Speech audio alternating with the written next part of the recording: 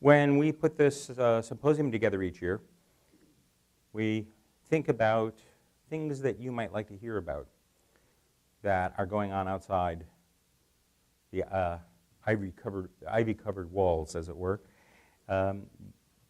We try to bring in somebody to provide a government perspective of what's going on, and we try to bring in someone who is a leader in industry as our keynotes. And these individuals provide perspective on what they see happening in the world, particularly as it relates to the whole arena of cyber that we're working in.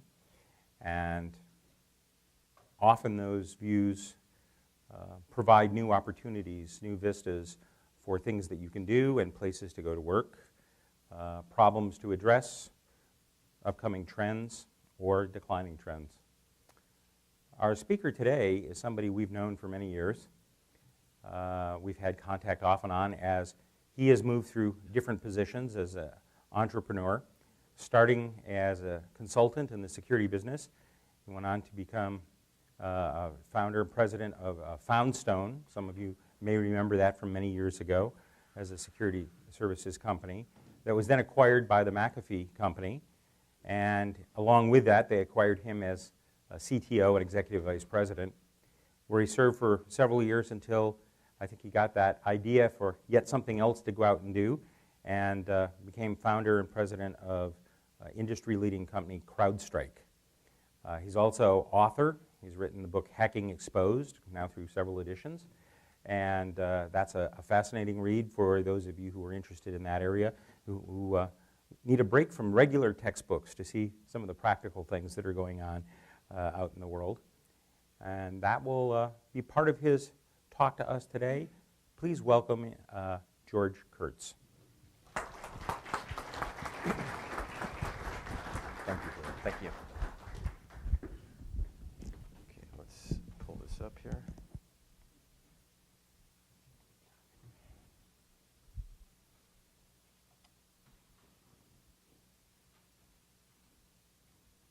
Okay.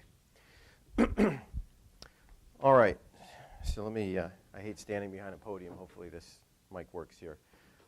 So once again, thanks for having me down here. This has been a great symposium. I got a chance to walk around and meet a bunch of the students and went through the various projects that are out there that I understand you'll be announcing awards for later, and was certainly impressed with the folks in the program. In the past, Foundstone and other places, we've hired a bunch of Purdue grads, so I know you guys are churning out high-quality folks that not only are smart technically, but are really prepared in a multidisciplinary fashion. So I just wanted to recognize that. This is a little bit about me. You got the rundown. Let me just give you 1 minute on what we're doing at CrowdStrike. Not a commercial, but just to frame what I'm going to talk about. As Spaff mentioned, I got the idea to go out and do something else, which is my love, starting and running companies and building new stuff. And a number of years back when I was at McAfee, I was involved in something called Operation Aurora and Shady Rat and a bunch of these targeted attacks. And I really felt that there was that market was being underserved in being able to not only identify those attacks, but also associate them with the threat actors. And I thought that was a missing link. And one of the things that we do at CrowdStrike is we use massive amounts of big data across a graph database to not only identify these sort of attacks, but then associate them with threat actors. So I just want to give you that perspective because it's going to be relevant to a lot of the intelligence that I'm going to go into here in a minute. So before we start, a word of thanks. I have to embarrass someone because obviously you guys know this book. So when I was a consultant, I started doing internet security consulting in, I don't know, 93 or something along those lines. And there weren't a lot of books that were out. And I was a junior guy, and one of the partners that I was working for said, hey, this internet thing is going to be big. We're not quite sure what it is, but go figure it out and, come up with some security practice around it. Okay, right. So I went and I was always a computer guy, but I had various disciplines in college. And, I started to research and kind of pull all this stuff together. Well, there weren't a lot of books out at the time, and this is over a number of years. And, two of the biggest books that really helped me put all this stuff together was Internet and Firewall Security, I think Cheswick and Belvin, and Practical Unix Security by this guy. So I always, I wrote the Hacking Exposed book back in 1999, and I get a lot of students and people that come up to me going, hey, you helped me get into security, I read your book. It really was, one of those books that really pointed me in the right direction. So, when I think about Practical Unix Security, I'm not sure how many folks have continued to read this. I hope you do. But, it was one of the books. There weren't a lot of books out. Now you go to the bookstore, Amazon, there's internet security books everywhere. There weren't a lot at the time. So this is one that certainly helped me, get things rolling in putting together these methodologies at the time. So thank you for that.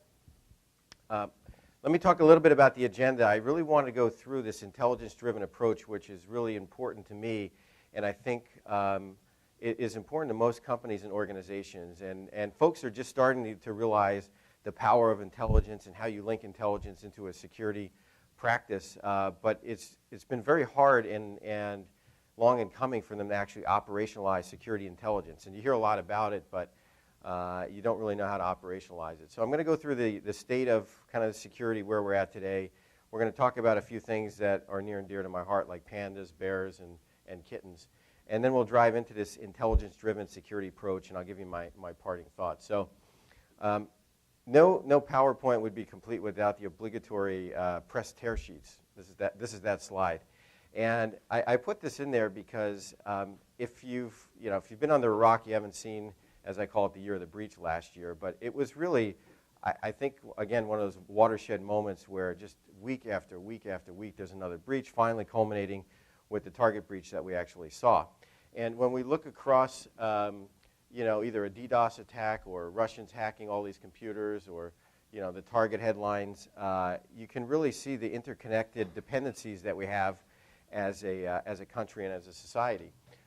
Unfortunately, for some, like the CIO at Target, there are casualties when we think about security and some of the ramifications of not being secure.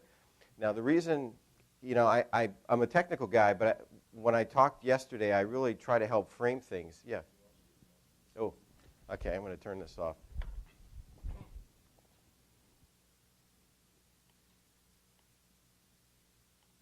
There we go.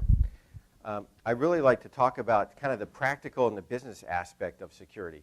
And I think that is one of the areas where far too many times security practitioners, they get caught up in the bits and the bytes, and they really don't put into perspective what it means from a business perspective. It's pretty easy when you go through this slide to go, okay, bad things happen and you lose your job, because that's the real world, right? That's what happens. It's not just a bunch of bits and bytes and registry settings. And this is a real impact. The other thing that I like to talk about is the financial impact. How many people know this company, AMSC, American Super, okay. This is a very interesting case because AMSC, they make basically windmill technology. Last I checked, China was very interested in windmill technology. Well, all of their customers were from China. There was a breach and there was intellectual property that was stolen. And literally in one fell swoop, their 5 major customers were gone. They didn't need AMSC anymore. And AMSC stock went like that. Now, I'm not a mathematician, but I can read that chart. That's not good, right? That is not a good chart. Literally, they lost $1 billion in market cap in one night, okay? Again, when we think about the impact of this to corporations, companies, to the boardroom, again, putting it into the context of what board members and executives understand, which is, time, money, or going to jail, right? Losing your job. That's probably in the mix as well. So if you have any spare time, this is a good one to look up, where we see the real impact of intellectual property theft. This is one that was public. There's so many that we get involved in and investigate personally, from a company perspective, that never make the light of day. You never see them in the press, and sometimes they're far worse than this, kind of behind the scenes. So where are we at today? The Maginot Line security. I remember internet and firewall security. It was the moat and castle, and build these big bulkheads and keep people out, and belt suspenders and all this stuff. Well, the reality is that that's not working, right? That's good hygiene, And that's good to aspire to, but that's not going to work in total in the real world. So I'll let you read this, but I'll summarize it. You know, the new normal is the bad guys are going to get in. And it's unfortunate, you know, as a technology provider, as someone who's been in the security technology industry a long time, I wish someone would come up here and just say, hey, we've got the magic bullet, and we can wave the magic wand, and all of a sudden your security problems disappear. Well, that's not the case, right? It's just not practical. So I have my own quote by me: you can never be truly secure, you just exist in a state of dissecurity. And I say dissecurity because, as I was telling Spaff last night, one of my hobbies is I like to race cars. And people always ask me, I have a race car, just a track car, and they always ask, well, what kind of shape is this thing in, and what kind of repairs do you need, and that kind of stuff. And I said, well, it's never truly fixed. It's always in a state of disrepair, right? And it's a spectrum of disrepair. I mean, it'll run, but it's never truly, you know, working properly. It's just the way it is. And I feel that's the same way in security. It's always in a state of disrepair, and it's a continuum. You know, in some areas, it's really good because you focused on it. In other areas, because it wasn't, quote, PCI compliant, right, and nobody even put any money towards it, people just fall short in what they need to do. So you're never truly there, and it's more of a, you know, the old trite saying, it's more of a journey than a destination, I guess. You're never going to really get there, but people at least need to realize that this goal, and particularly at the executive level, you are never going to get to 100% secure, and you just have to live with the inevitable breaches. I haven't been to one major corporation, Fortune 1000 company, that hasn't had a breach, okay? And if they say no, they're just lying to you or they're clueless, because they all have one, and it's just a fact of life. So you've got to be able to deal with that very quickly. So Josh kind of mentioned this part of the talk yesterday in terms of my view of the state of the industry and what I think people focus on. And, you know, there's a couple of takeaways, and this is one of them. And I got this idea in traveling, I don't know, about 300,000 miles my last year at McAfee, literally around the globe, meeting with all the largest customers. And they would, you know, I'd come into a meeting and we'd exchange pleasantries, and, you know, immediately it was, because I was CTO at McAfee, you know, signatures are not working, AV is not catching targeted attacks, you know, what are you going to do to kind of up the game? We have this malware problem and it keeps getting worse. And I kept hearing that over and over and over again, and I really got to thinking about it. They believed they actually had a malware problem. Unfortunately, they had an adversary problem. And that's really the crux of it. If you think about malware itself, malware it doesn't just materialize, right? Somebody creates it. Somebody has a plan that's designed to infect specific organizations. So when we think about targeted attacks, right, we're going to create a plan, tasking orders. We're going to create malware. We're going to deliver it to the organization. We're going to get in. We're going to execute those tasking orders. We're going to exfiltrate data, whatever it is. And malware is really just the first stage of that. So when we think about malware itself, and I see this a lot too in research and, you know, new malware algorithms and developments, and, you know, that's all good, but the reality is this is a people problem. This isn't necessarily a malware problem. And that's a lot for people to sometimes get their head around. It's a simple concept, but, you know, when you step back and you think about it, it's, you know, malware is nothing more than digital bullets that are being fired at you, right? So it's not the bullet that's shooting you. It's the person who's got the gun who's delivering the bullet that's shooting you. So I like to think about these sort of things as people issues as opposed to pure technology issues. I think we did a good job yesterday, Josh, in terms of going through the various groups. This is my simple version of his player cards that are out there.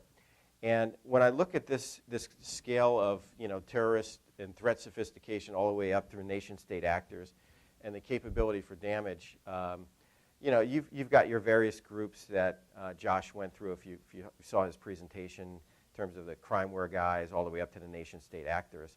One of the things, and I won't go through all of those, but one of the things that I want to call out here in this continuum is that the threat sophistication has gone up, but the capability for actual protection has gone down, right? So the ability to protect is actually down while threat sophistication is up.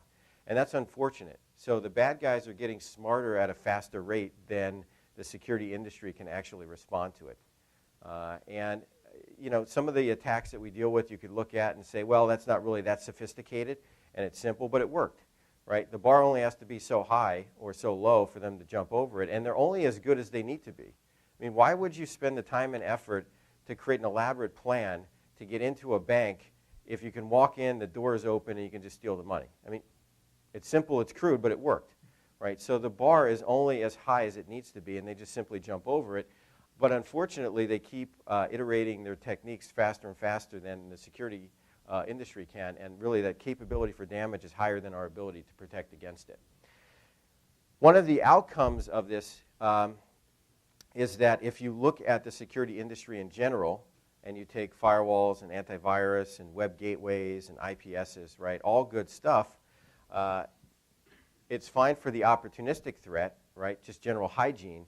But when you think about the targeted attack, it doesn't matter what you have, they're still getting in.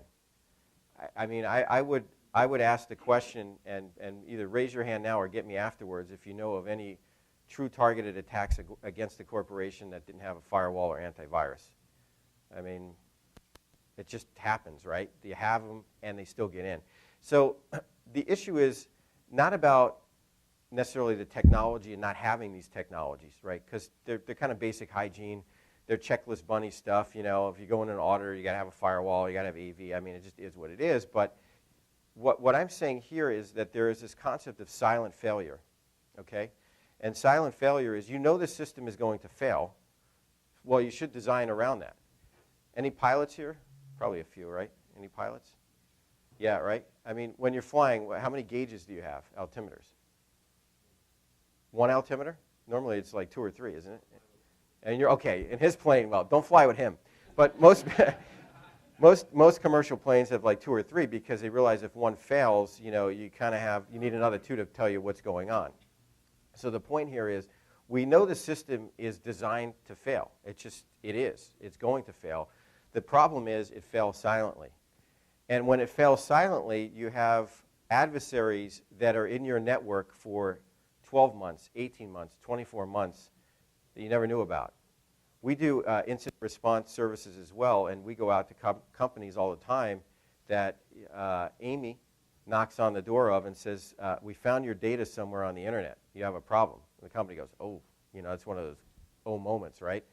And you know, you go in and you start to look around.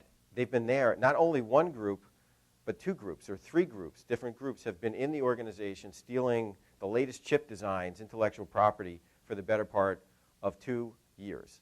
Why? Because the systems that we knew would fail failed silently, and nobody knew about it. So my point here is that we know we're going to fail. And I'm not saying don't have a firewall or AV or any of that stuff. That's all just hygiene, and you should have it. But if it's going to fail, it shouldn't fail silently, right? You need to build failure and failure identification into your model. So what has the industry really focused on, in my opinion? Gets back to what I talked about earlier, right? Malware. Every time I turn around, it's about malware. Here's another piece of malware, and it's a file, and all I hear about is malware, malware, malware. And that's fine, because that's kind of an artifact or a digital bullet. But the reality is, without knowing who is behind the malware or why they were actually delivering it or creating it, you're only getting part of the picture. So when we think about an intelligence-driven security model, it's really about linking together the who, the what, and the why. Again, this was a common theme from yesterday that Josh talked about. And why is this so important? Well, let me give you a scenario. There was a research paper that I worked on with my co-founder, Dmitry Alperovich, called Night Dragon. Okay, so Night Dragon was really a paper that kind of exposed the systemic attacks on the oil and gas industry by the Chinese. Now, we know the Chinese are pretty interested in oil and gas because it's a country that's really focused on natural resource and getting as money as it can to keep the economy going. And in this particular case, what we exposed was a campaign against all the big oil and gas companies that were focused on getting in and looking, basically getting into the organization, into kind of their legal groups and business units, and figuring out how much they were actually going to bid on a parcel of land that had mineral rights, right? So what happens is, you know, these big parcels of land and places, and probably well, all over the world. They go up for auction, and then the oil and gas companies bid on them for the mineral rights. Well, if you could walk around the table when you're negotiating with somebody, and you can actually look at what they're going to bid, do you think you can slightly outbid them? Right? So we're talking about a multi-billion-dollar issue here. Oil and gas mineral rights, this is not hundreds of thousands, this is the billions and billions of dollars. So they were getting in, basically understanding what was going to be bid, and then bidding, just enough to get what they needed, and scooping up all these parcels of land. Now, if you went into a CIO and you said, Mr. or Mrs. CIO, we have a problem. We found downloader XYZ, generic Trojan ABCD on our network that's infected our, one of the hives in our registry, and it's, calling out and, making DNS requests every minute, blah, blah, blah. Somebody's eyes are going to glaze over when you have that discussion with them, because that's meaningless, right? And that's what most security practitioners do. They kind of go through the techno-babble of what's going on. Now, however, if you think about going into the CIO's office and saying, we have a problem. We found the remnants of some malicious software on our network, and that was actually put there by one of the Chinese groups that's interested in the oil and gas industry. And in fact, boss, what they're trying to do is they're trying to get that sensitive information to outbid us so that potentially we could lose billions of dollars as a company. I think we should maybe invest in that area and try to defend against that threat. Which conversation do you think is going to be more effective? Okay? As an industry, what do we default to? The shiny thing. Look, there's a squirrel. Look, we get distracted, right? New shiny object. Here we go. So my point here is the ability to actually link the who and the why is very important to drive risk and to drive priority within the organization. And I get this question all the time because we talk about attribution, which is, okay, so, some guy, some gal, some group in China, Russia, wherever is hacking us. Big deal. I can't go after them. Well, that's not the point. The point is you need to know who your adversary is to be able to defend against that particular threat. We realize today that we can't defend against every threat that's out there. I haven't gone into too many companies where they said, George, you know what? It's your day today. We've got unlimited time, unlimited budget, and unlimited people to buy all the technology and stuff you have. It happened once and I woke up. My wife said, get the kids to school, right? I was dreaming, end of the quarter. It doesn't exist. So you have limited resources, limited time and expertise. You have to be able to focus those against the very threat actors that are trying to get into your organizations. It really helps drive priority. Right. So one of the big banks that we work with, we sat down with them when we were building our technology, and they were helping us, giving us ideas of what they wanted. And their comment was, if it doesn't get into a risk register, it doesn't matter for us. We have so much stuff going on, we can't handle it all. 300,000-400,000 computers all over the world, they can't deal with it. So if it doesn't match up to an operational risk, a financial risk, a reputation risk, they don't care about it. So this is my point in security. I think this is one of the, there's lots of smart folks in security, and there's lots of really good technology. But I think this whole kind of soft aspect of what does it all mean and how does it kind of interrelate to the business is one of the lost arts, and certainly, hopefully, a takeaway from my presentation to the folks here and certainly some of the students in the back. It isn't just about the technology. It's really about linking all together and driving business and risk prioritization within the business. Okay, so let me transition here and introduce you to the pandas, kittens, and bears. Hopefully you're all pet lovers, right? Or animal lovers, I should say. Okay, so this is a map. This is not a complete map, but just a subset of some of the adversary groups that we track. So at CrowdStrike, we have a team of, we have a bunch of folks, but we have a team of 25 people that do nothing but actually track the adversary. It looks in part like a small little government organization, although we can't do all the SIGINT that they do, as you very well know if you've been reading the newspaper. So, but it's organized in a very similar fashion to be able to understand the adversary groups that are out there by theater, by group, and by campaign, linguists that speak the local language, understanding how the adversary works and what they're doing and who they're targeting, and then being able to focus on those individual groups and collect more information so that as an industry, And for our customers that fall into a particular sector, we can understand the types of attacks in advance that they may be seeing. And I'll give you a few examples of that. So on the left, you'll see the pandas. And as you probably well figured out already, you're smart folks here, the pandas are from China. The bears are from Russia. The kittens, I guess Persian cat, is from Iran. I didn't come up with all these. You know, we've got researchers that like coming up with all these names. And then there's individual names in front of them. So let me give you an example. Putter panda, again, we leave the creativity to the research analysts, right? We didn't dumb it down with some marketing term. But there was a spearfishing campaign in the it was the missile defense industry, right? And it was related to some golf outing. So that's why the Putter panda was in there, because it was one of the campaigns that we were tracking. But anyway, you get the idea that we can at least remember it by some of these interesting names that are out there. But when we talk about pandas, it's very easy then for people to go, okay, that's somebody or a group from China or Russia is bear. And this actually, other people have adopted this naming convention. We publicly put it out there, and we do a lot of work in the community. So it is what it is. I know sometimes I was in Europe and I get called out on the slide, and they're like, "Well, where's the eagle slide? You know, where's the eagle?" So we don't have the eagle on here, but the eagle's been pretty busy over the last number of years, I guess. Okay, so let's meet Samurai Panda. So Samurai Panda is a group out of China that has been very active in Japan. So we were doing some work for a pretty large industrial company in Japan, and they had one sample. There's some bad stuff going on, and ultimately they came back and said, "We got one file for you, one sample. What do you know about it?" And we have something internal at CrowdStrike we call the Malware Genome Project. So we've got just about 120 terabytes of malware. I mean, it's a massive, massive repository, as big as any AV company. And we're part of that whole AV sharing sample. So every day we get another 200,000 samples of bad stuff. But basically what we've created is some technology that does clustering, basically a fuzzy logic algorithm does clustering on kind of like samples of related DNA. And this is kind of an interesting field when we think about attribution. And this is we call this Malgrind. It's sort of our attribution engine. And there's no, before I even get into any of the details of this, in intelligence there's no 100% perfect, just like in security there's no 100%.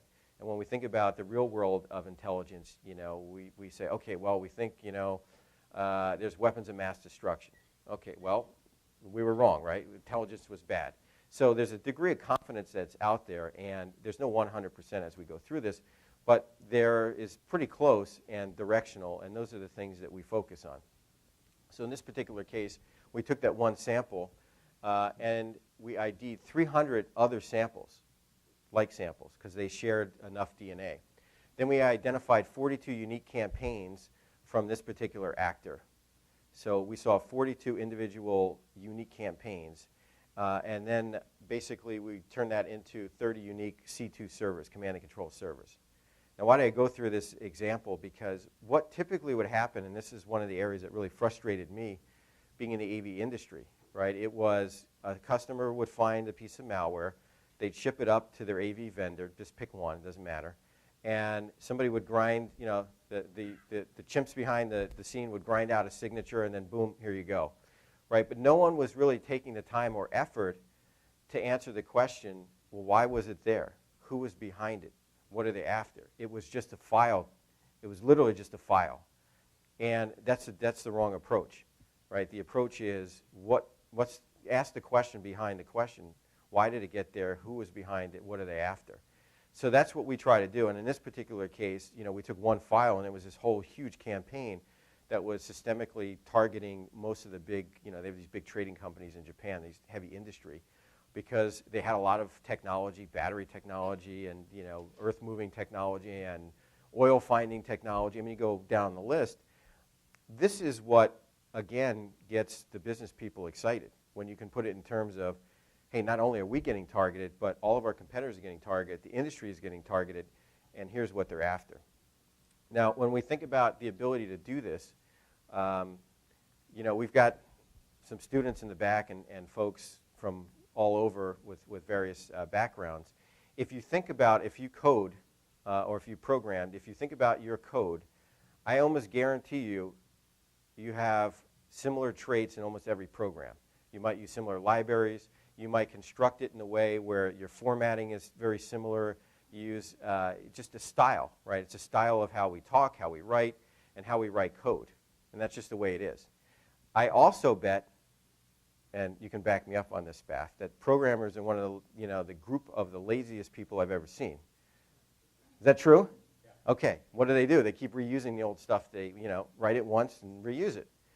Well, do you think the adversaries just rewrite everything from scratch? No, they're lazy like everybody else. Hey, it worked once. Why don't we just tweak it slightly just to evade antivirus, avoid signature detection, and boom, we're off to the races. So when people make this comment like you can't do attribution and the internet is anonymous and you can't do any of this stuff, you haven't sat down to actually do it because it really isn't all that hard. Particularly if you kind of start from the malware itself, which is kind of the evidence, the artifact, right? It's delivered. IP addresses, you can launder those through various connections and anonymize them. I get that. But when you think about what you actually have in your hand, it's a digital bullet, right? And you can analyze a digital bullet. Well, where did it come from? It came from a very similar gun. It might be a little bit unique because we can make it unique in the digital world, but it actually was shot by that group. So that's what we do. We built technology to do that. And, that's, we sort of think we're pioneering, some of this stuff has been done, but kind of putting it all together is pioneering this art of attribution, which is an art, it's part art, part science. So that's a little bit about our Samurai Panda friends. Now, this is really interesting one. This is Anchor Panda, PLA Navy. Again, those crazy guys at CrowdStrike, they like different naming conventions. So the Anchor is the PLA Navy. And they target governments, military organizations, non-government organizations, oil, anything with sort of, related to maritime activities, if you will. And these are the countries that they actually targeted all over the map, but anything related to, if you had ports or maritime activities. This is the breakdown just over a 6-month period that we observed. So we had very unique visibility into their infrastructure. And we were actually seeing these campaigns get spun up before they were actually delivered. And in this particular case, it was mostly focused on the defense industrial base, and then broken down between NGO, military, engineering, et cetera. There's one anomaly on here, if you can read that from the back. Anybody see this one anomaly of an industry? Retail. What the heck is a PLA targeting a retail company for, right? You kind of ask the question. Well, they do make mistakes. They fat-fingered the domain name, and they just got it wrong, okay? So they were looking for someone else, and they happened to get someone in retail. Oh, well, that was the junior varsity team, right? There's various teams that are out there. You got the JV guys just cranking away until they bring in the big guns. This was really interesting because at Christmas time, I'm originally from the East Coast, so I'm used to this kind of weather. I live in California now, so I go back every Christmas with the family. Wife comes from a big Italian family, so if you spend any time in a big Italian family, you realize that Christmas Eve dinner is like, the Last Supper. It's a feast beyond feast, right? So my phone is going crazy with all these email alerts, right? Because we have all this stuff monitored, and when activity's happening, we see it. So the guys are emailing me going, Anchor Panda guys are spinning up a campaign Christmas Eve. What better time? Everybody's home. Nobody's around, right? It's a good time to work. And not a lot of people are kind of worried about security, worried about, dinner. So we basically see this campaign unfolding, and we see a bunch of companies that we know that they're about to hit. So we literally see them staging a phishing campaign, creating the malware, unique malware from builders, importing a database of names into almost like a mail merge, and they're getting ready to fire it out. So we're literally seeing the attack before the attack happens. And, for just, good citizen-type purposes, we notified a bunch of the companies. They weren't all our customers, but we had relationships with a lot of the big defense industrial-based companies. And Christmas Eve, we're calling people, that we know, and we're emailing them saying, hey, just be on alert. You're going to get phished. This is what it'll look like. Here's kind of the indicators, et cetera. And they were quite happy about that. They're like, how did you figure that out? I'm like, well, this is kind of what we do for a living. But in any event, my wife is yelling at me, dinner's getting cold and we're over there. You've all been there, right? I'm sure. And we're trying to do the notification on this. But this was a really active campaign. This is just one of many groups that are out there. And you can look at their tactics and their procedures and figure out that it's a particular group. Now, if you look at their kill chain, this isn't 100% accurate sort of kill chain model. What were they doing? Well, from a reconnaissance perspective, they were going out to various companies, organizations, government groups, what have you, and they were dumping as many email addresses and databases as they could. There was one targeting group they were targeting, I should say, from India, and they literally had, the government had a complete database of like all the email addresses for all these officials. They just dumped that. So they had all of these email addresses and data in one spot, and they would just harvest that from all the publicly accessible spaces. And then they had a pretty interesting attack related to MSHTA. Anybody know what MSHTA is in the Windows world? No? Okay, so MSHTA is a great piece of functionality that Microsoft gives us, which allows you to completely bypass any of the IE zone restrictions. How nice of them. So that was actually what was used, and they would send the spearfish, which I'm going to show you here in a minute, but basically bypass any of the browser security zone settings. They would deliver the spearfish. They would exploit some of these CVEs. These are quite old CVEs, but guess what? People don't have them patched. They're still running XP, on and on. As an industry, we should be embarrassed. We can't even get passwords right? So this is just, I had the same speech, not quite, 10 years ago. It hasn't changed much, right? Bad passwords, no patching. So easy to get in here. They installed one of many RATs, remote access tools. If you're not familiar with those are quite handy. Ghost Rat, Poison Ivy, Pathfinder. They then established a command and control connection back out from that computer. And then once they were on, they were like a vacuum, folks, a vacuum. They could not get the data out of there fast enough by the truckload, and sensitive data like shipping plans, port plans, where cargo was going. They wanted to know everything. That cargo, that ship, where was it going? We want to know about it. What's in it, right? I mean, it's a lot of, if you think about just shipping itself, there's a lot of information just on what moves where and who's going to whom. So anyway, they exfiltrated data by the truckload, and it was quite effective. Now, this is one of the documents that they used, or images. So this image actually contains malware. I think it's a JPEG, and for the technically minded folks, you can append a bunch of stuff to a JPEG. Your browser will happily render it, but there's still a bunch of stuff to the back of it. So they had a VB script, a multi-stage VB script. So your browser would go, hey, here's the image. And, oh, by the way, there's some VB script. We'll execute that too, behind the scenes. Thank you very much. So they would pull down droppers, right? First stage dropper, pull the file down, get all the remote access tools in, and then off to the races they were. This is actually their mail delivery program, the preferred mail merge tool for the bad guys. Right? They would take the malware that they would build, they would take the email addresses they harvested, they would put them all together, and then they go send. Now, my son is 12, my version of Dennis the Menace, right? I keep getting called into school, sir, you have a problem? Yeah, what's that? Your son has been hacking the computer. Really? Sir, where did he learn that? His wife, my wife, right? His mom. Not his wife, my mom. His mom. I screwed the joke up. Okay. But in any event, you get the point. He's 12, and he could use these tools.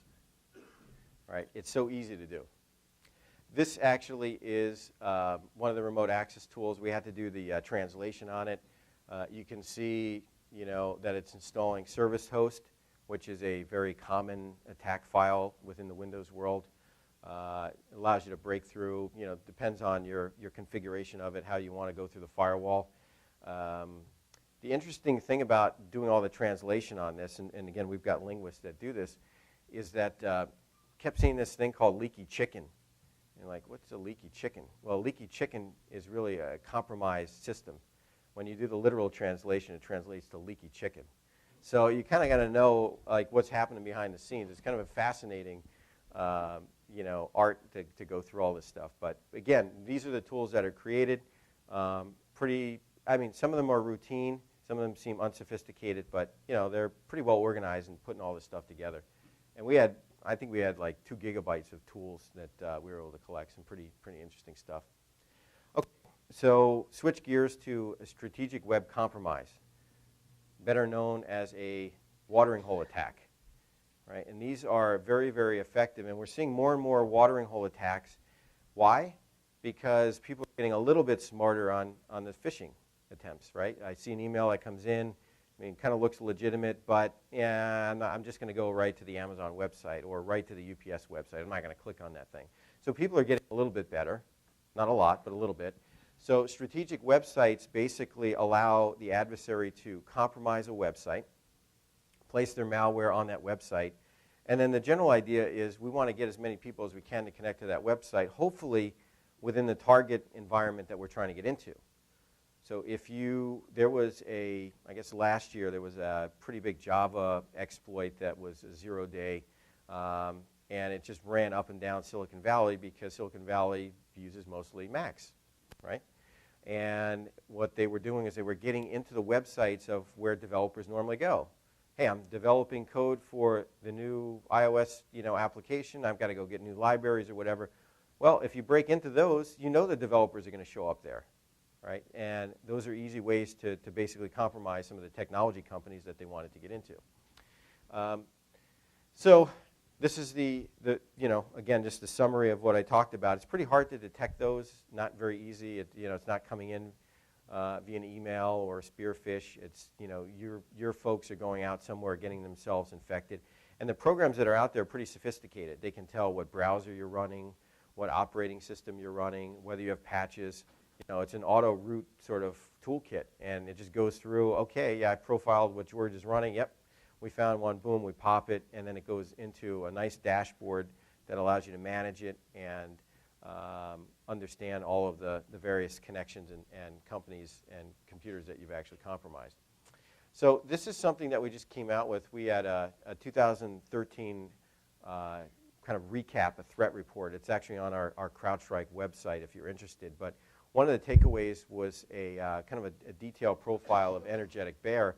And we believe this is the Russian government who's, people always talk about China. I mean, China's just, they're notorious because they get caught, right? And they don't care. They just keep throwing stuff at the problem, and eventually they're going to get in.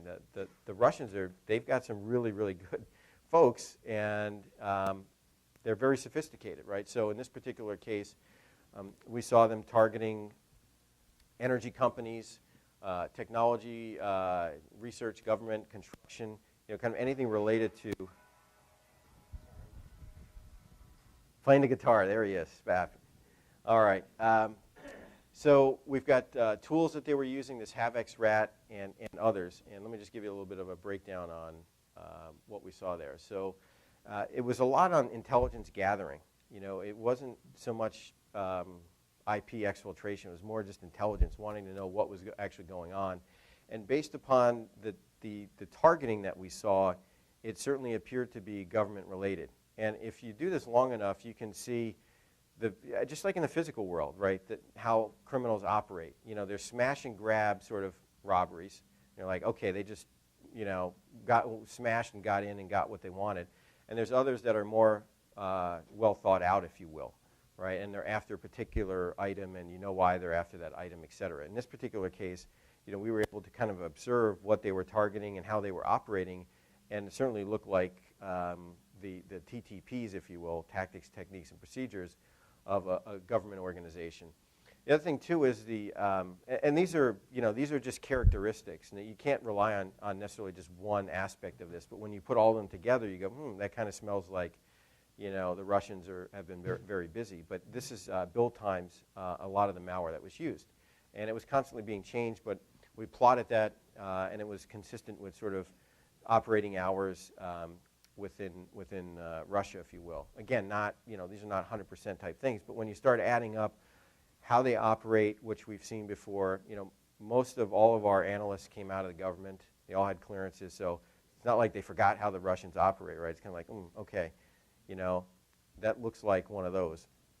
We put all this together, and we kind of went through the various attacks and what they did and wrote it up. But they were very, very active in oil and gas, and again, it was more around reconnaissance, which is not surprising given, you know, what they do from an energy perspective. It's still ongoing. You know, we don't know the full impact. We don't have all the details on it, but it's an ongoing effort, and you can see they've been very busy in various countries that are out there. So just, you know, food for thought. The next one is Magic Kitten, and these are our folks from Iran. And typically what we find with this group is, you know, their sophistication is getting a little bit better, not the best that's out there. But what we find is that they're very interested in kind of dissidents, right? Any person who might upset the apple cart in Iran and, you know, is going to cause a ruckus, they're really, really interested in. That's a lot of where we see the targeting. So it's not so much on getting intellectual property and stealing things. It's more around non-government organizations, universities, dissidents, you know, keeping tabs on people because, you know, obviously they want to keep the folks, you know, under the thumb of the regime. So we see a lot of targeting by this group, and, you know, sophistication, low to moderate, but, you know, fairly successful, I would say, using spear phishing and various rats that are out there. So this just gives you a quick rundown on some of the adversary groups that are out there, and it's actually fascinating when you go through each one of them and how they operate, and, you know, you see kind of groups kind of, you know, come and go and bleed over, and, you know, one faction goes to another.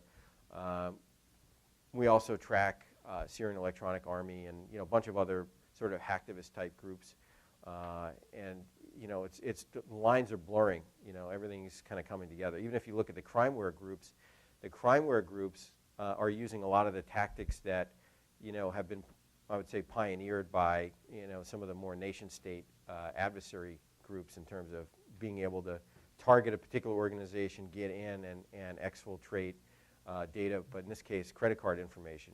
But it isn't a haphazard event. It looks like it's a very targeted attack, getting in, getting what they need. So the lines are blurring across all these various groups that are out there. So we talked a little bit about this. I didn't remove this slide, but I guess I'll use it just to reinforce it out there. And it's the, you know, the OODA loop concept. And we went through this, so I won't beat it up to death, but it's something that we really believe in, this visibility and being able to kind of engage the adversary quicker than an OODA loop of 18 to 24 months. Like, that OODA loop doesn't work. I think you're going to lose on that dogfight. That's not a winning strategy. So when we think about kind of going through this OODA loop, well, if the adversary can get through this OODA loop before you, or you can get through this loop before the adversary, you know, that's going to be the way to win. So it's really about observability. It's about the ability to actually understand what's happening in your network, on your systems. It's layering in the intelligence approach, so it's not yet another piece of malware that, you know, you flatten a box. If you're involved in an organization or a company that, you know, your response plan is, we have a piece of malware, just reformat the box and blow down a new operating system, that's probably not a good plan, because they're still going to be in your organization. They're still going to be somewhere that you don't know, and, you know, your OODA loop is going to be very slow. It's really about understanding what's happening, who's targeting you, and then to be able to respond across the organization, understanding what their TTPs are and kind of getting inside their OODA loop. Where are they? Okay, they're here. Where are they going to go? How do we cut them off? You know, how do you stay ahead of what they want to do as opposed to just react and reformat a system where they're going, wow, this is just easy. Yeah, we lost that box, but we got 20 others. Okay, so this OODA loop concept is interesting. Again, we didn't develop it, but we sort of embrace it from a cyber. Did I use cyber? I did that for you. Okay, from a cyber perspective. Good thing Josh isn't here. All right, so raising the cost to the adversary. This is one of the other areas that we like to talk about. And if you think about cost being time and money, we've got this battle of malware, which is, let me just build this out here. This is very cheap. it's very easy to create a new piece of malware.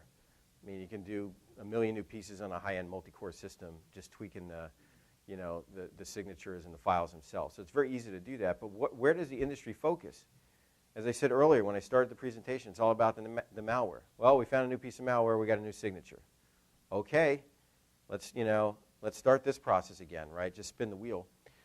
It's very cheap to do that. But when you start to go through, again, this isn't quite an accurate kill chain, but when you start to go through creating a spearfish, okay, now I've got to go through and I actually got to create and put the effort in to create the spearfish and make it look real.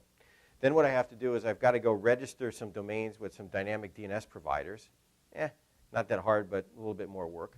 Then I've got to create a C2 channel, right? And the C2 channel is, how we're going to communicate and evade detection on the network. So we're going to create some protocols that, might be, comments in a HTML post request, which the comment crew actually does, right? Well, that takes time and effort to get all that to work. And then I've got to profile the victim. I've got to figure out, okay, who am I going to target? How am I going to get in? Then I'm going to get in and move laterally. I've got to figure out where I'm going to go. And then ultimately, I might have a single-use tool chain that I've got to use to get what I want. So when you think about this, I'll use the example that we're probably familiar with, which was the RSA heist, right? Getting the kind of the seed values for the tokens. You guys remember that, right? So does anybody think that actually took place in one day? Like, here's RSA. Oh, wait, are those the tokens? Wow, serendipity, right? I mean, like, that just didn't happen. It was planned out. There were tasking orders, and it was a very well executed plan. Now, if you can sort of disrupt the adversary in this group, it takes a lot of time and effort to retool. It doesn't mean they won't retool, but they're probably not going to be in business, the next day. Now, if you find the one piece of malware that they're going to use to get in, guess what happens? They just create another one. But all of the other pieces are still in place, right? So you're not really dismantling anything across their kill chain or their infrastructure, which doesn't really raise cost. So one of the things that we like to talk about is, being able to look across that kill chain and disrupt multiple elements of it so that it becomes more expensive from a time and effort perspective. From a government perspective, unlimited time and money, yes, but you're not going to necessarily kind of retool the next day. And it's going to be, at least the frequency of that particular attack is going to decrease a bit. So again, just food for thought. It gets back to my overarching point is, the battle is here and the war is going to be won across this kill chain in some of those areas, right? All right, so let me wrap up here. If we think about being able to deal with this problem, I am certainly a fan of information sharing. We talked a little bit about that on the panel yesterday, being able to correlate this information and understand these attacks, how they work, and kind of share as an industry. And I think from a university perspective, that's one of the areas that I would focus on. I would certainly embrace is the ability to share this information at a global level, leveraging your peers in the community. And I was talking to a few of the folks yesterday at the event downstairs, and we were kind of laughing because, they were talking about two government organizations that wanted to share information, and they couldn't do that because the lawyers got involved, right? And it was like, okay, but we have good information, and that government entity should know what we have, but the lawyers got involved. So typically what I see actually works is you basically direct the lawyers to that corner, you guys quickly scramble to that corner, and you huddle, and you start to share information. You just keep those guys busy, right? That's really the only way it works. Unfortunately, when you get the lawyers involved, the information sharing seems to stop. But you can do a pretty good job just kind of informally, again, adopting various people, whether it's an FBI agent, not that they're going to share a lot back with you, but your peers in your industry is a good thing.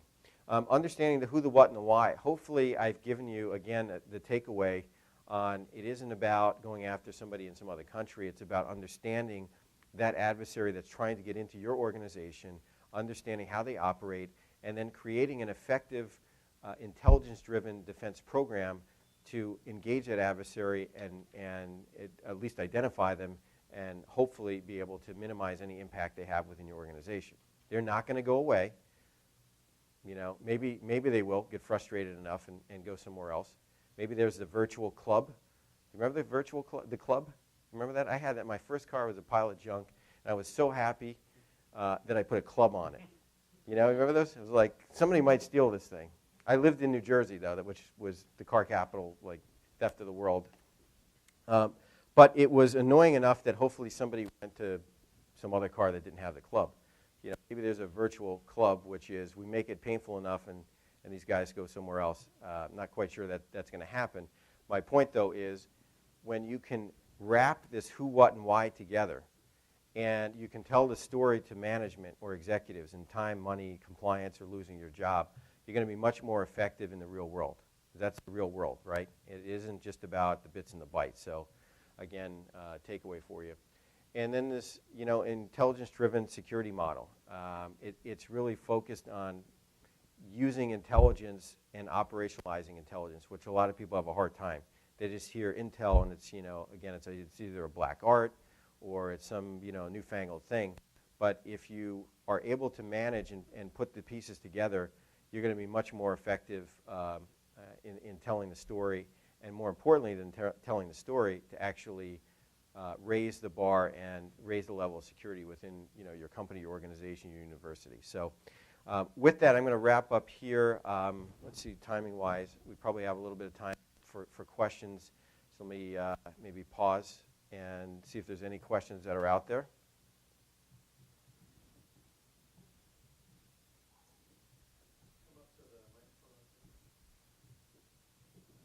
Okay. You've all gotten it? Test.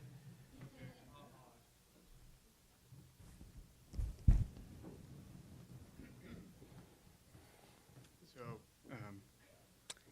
we're in a state where cyber warfare is considered an effective means of engaging adversaries on a national and political scale. Mm-hmm. And the work that you're talking about, you have the nice slide with the pandas, bears, and kittens, and you don't mention the eagles at all. Mm-hmm. I'm sure there's a lot of the work that you're doing that could help to inform the eagle, mm-hmm. or that could be used to inform the adversary about what the eagle is doing. Mm-hmm. Can you speak about where you stand on that subject? Is it more in the interest of providing everybody the best defense possible, or is it also is there also an interest in ensuring those who are defending and protecting the national infrastructure through cyber operations have the capabilities to evade the enemy's defenses as well?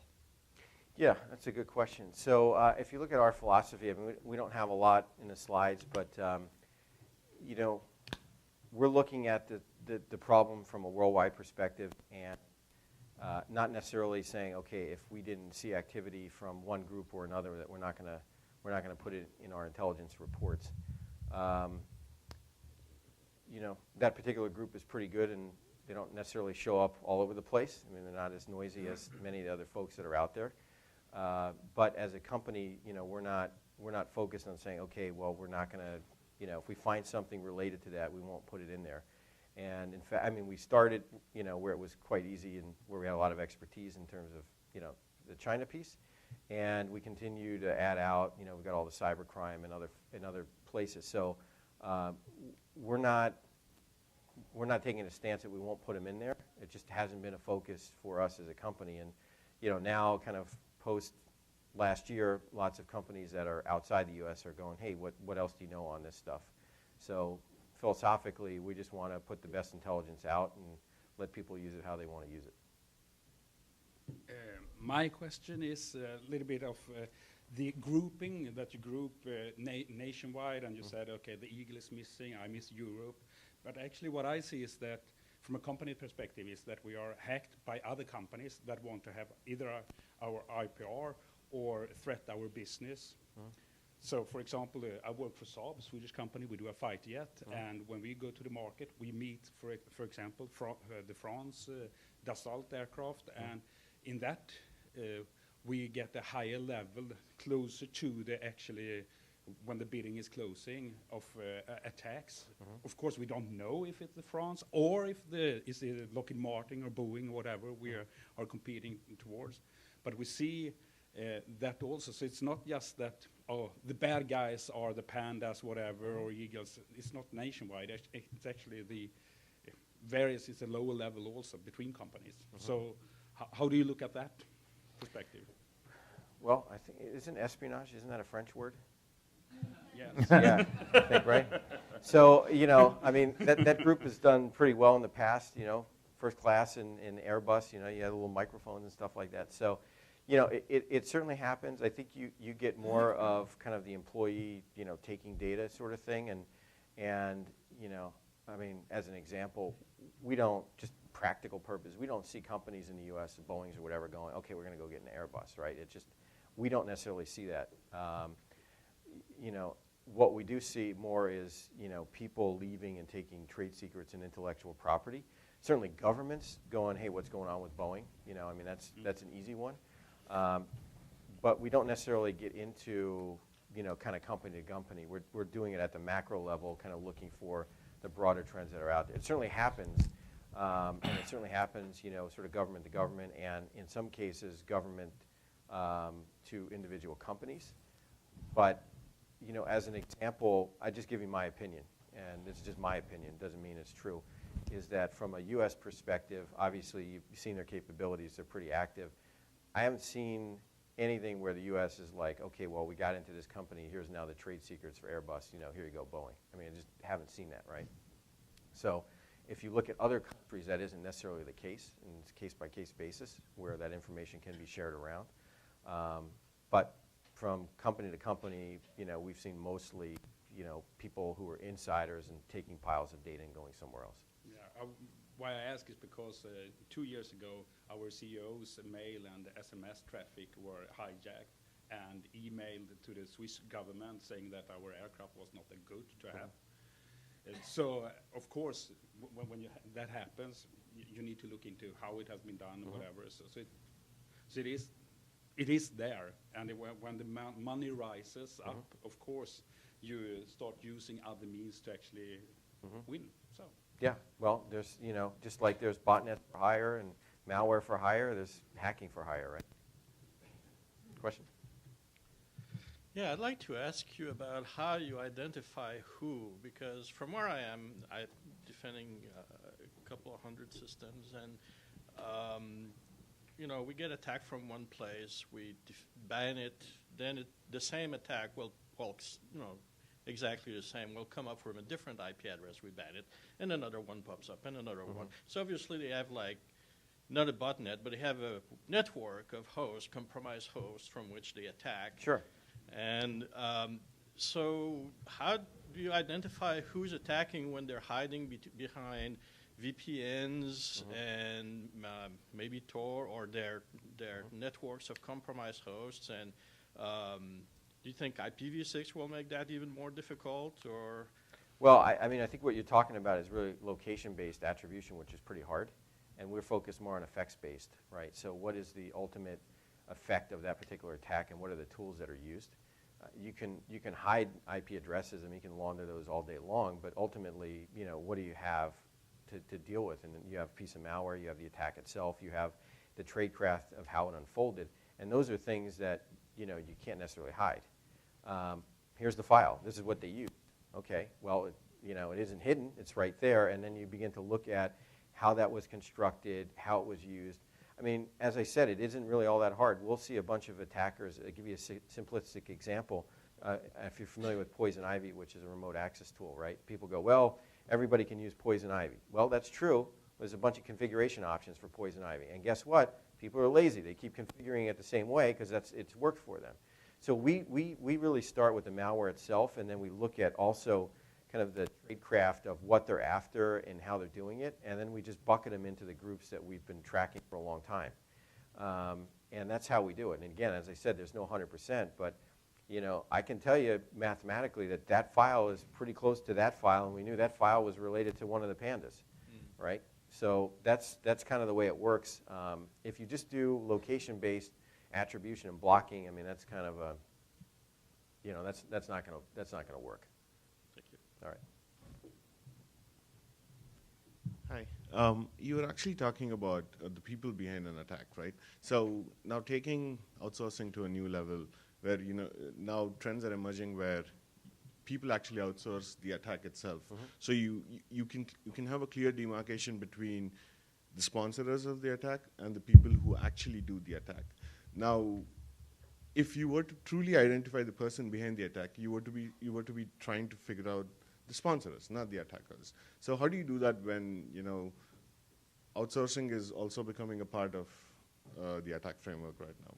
Well, again, it's effect-based, right? If it was outsourced, it may be totally, disassociated with a particular group. But then you look at, okay, well, what took place in the attack? Were they going after the bidding information? Oh, happened to be bidding against oil and mineral rights? Oh, we happen to see that other places. So it's the effect of it as opposed to, it's where the attack is taking place and the effect as opposed to kind of the intermediate party. Somebody else may have done it, but there's still a specific tasking order and a goal in mind. And those are the things that we pull together, and we look at all of those across the different landscapes. And as I said, there's no, it's part art and part science, but you have a pretty good idea, and a lot of the analysts we have, they've been doing this well before CrowdStrike, right? And we have a pretty good idea of who's targeting who and how it all works. And then we make some kind of, I wouldn't say educated guesses, but we take all of the data, we put it together, and we apply a confidence level to it and say, okay, this is who we think it is. We'll take one more question. So I'm curious if you could talk a bit about some of the markets available for vulnerabilities and how that may be changing and how that kind of complicates some of the challenges that are currently in the area of trying to keep malware and these threats under control. Well, it's an interesting place. When I got into this field, it was bug track mailing list and people mailing source code and 0 days on that. You remember that? Now it's, an iOS vulnerability is like 200 to 500,000 for one of those. That's pretty valuable. So now there's a very effective and efficient and sometimes anonymous marketplace that's out there, and it's big business. Just look at, if you look at some of the stuff that came out of CanSec West, which is the, conference up in Canada that's run, it's $50,000 for each vulnerability associated with Firefox. So it's right now, most of the governments are, they're buying up by the truckload vulnerabilities that are out there. It's not really easy to find. You're not going to just find a 0 day. I haven't seen one 0 day where some researcher just said, hey, here's a 0 day. Let me tell you how it all worked. And I worked with the manufacturer. And we got it all fixed. And here's the code.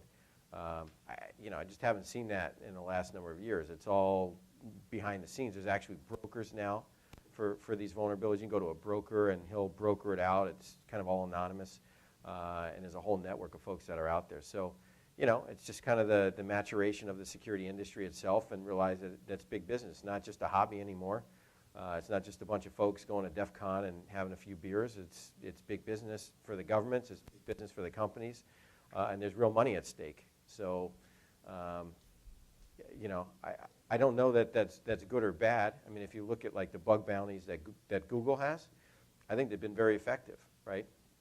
They have actually fixed a lot of things that are out there, and they're doing it in a way where people, instead of going into some black market and selling their vulns, they'll just go to the manufacturer and say, hey, look, I did a bunch of research on this. I want to make your product better. You've got a published, stated list of how these vulns will be categorized and how I get paid. And they just become a disintermediary within that vulnerability market. So, okay, well, let me wrap up. Again, I really want to thank you. It's an honor to be invited down here. Hopefully, I've given you a few things to think about. It's a fantastic program in the university, and certainly something that we hope to be involved with. My last plug was we're always hiring smart, bright students. So if you have any interest, you can come grab me or talk to me, or hit me on the website later. So. Turn it over to you, and thank you so much. Thank you, George.